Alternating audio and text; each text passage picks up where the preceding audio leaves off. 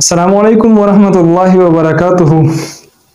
وختي یو پروفیسور سره ناستو ما نو هغه د پولیټکس حواله سره بحث شروع کړو، خبرې شروع کړې چې سټایم کې هغه سره ټول مواد ختم شو او دلایل سره ختم شو د مولانا صاحب خلاف.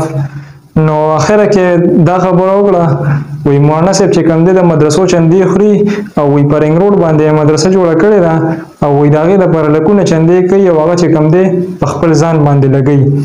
نو د ټول نمخ کې زه دا خبره کول غواړم چې زیات تر خلک هم دا ګمان کوي اصل کې د خلکو نه خبرې ولیدلي او په خپل ورته څه پته نه.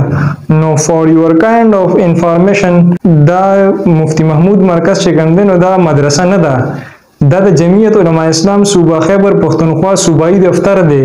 په دې باندې ځان پې کې ډېر خلک هم دا وایي یاره مدرسه ده، وایي په رنګ روډ باندې مدرسه جوړه کړې ده او دا چل دی او هغه چل دی.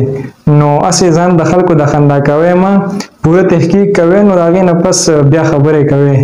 نو ټول نه معذرت غواړم دا کوم کسان چې مې یاد کړل خو دا اصل کې مدرسه نه ده، ګورې ښه دا صوبایي دفتر دی جمعیت.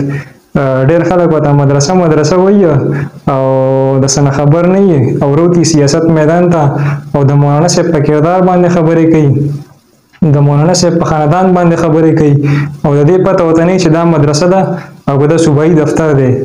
نو کایندلی دا زده کې سیاست باندې چې خبرې کوي نو د هر شي تحقیق کوي، د هغې نه پس خبره کوي. پی ټی آی چې کوم دا ټوله په پروپاګانډو باندې روانه ده، هغې سره هېڅ هم نشته، نور صرف پروپاګانډې دي ورسره. حضرت مولانا امیر بجلیګر صاحب دامت برکاته منعالي نور الله مرقده د هغوی هغه زاړه کلیپونه راولي سن 85 والا چې دلته په سرخان چوک کې کړي وو پېښور کې او هغه ایډیټ کړي او هغې کې خبرو کې اصل کې هغه د مولانا فضل الرحمن مبارک دی. نو تاسو سره نور اوس مواد ختم شوي، تاسو وایئ چې اوس مونږ څه وکړو؟ تاسو په مولانا فضل الرحمن باندې چې الزام لګوئ نو د هغې نه مخکې سوچ کوئ. او یو کس خو راته وی د رنګ روډ دا څومره پلازي چې دی وی دا د مولانا فضل الرحمن صاحب دی. ما والله مونږ زمونږ د خاندان الحمدلله د سرو نه زیات کارونه په جمعیت علماء اسلام کې وشو، خو مونږ ته اوس پورې پته نه لګي چې مولانا صاحب پلازه کوم ځای کې ده په رنګ روډ باندې.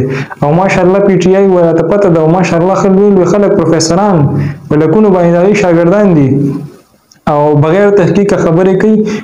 نو زما تاسو دا ریکویسټ دی چې کومې خبرې هم کوئ اول تحقیق کوئ چې دا مدرسه ده او ټولې پلازه چې په دې رنګ روډ دی چې دا د مولانا فضل الرحمن صاحب دی او دا بل چا دی.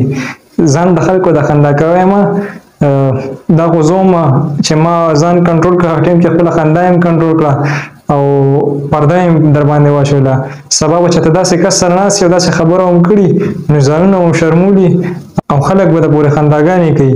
نو کایندلی تحقیق سره خبره کوئ، تحقیق ډیر ضروری دی، بغیر تحقیق خبرې مه کوئ.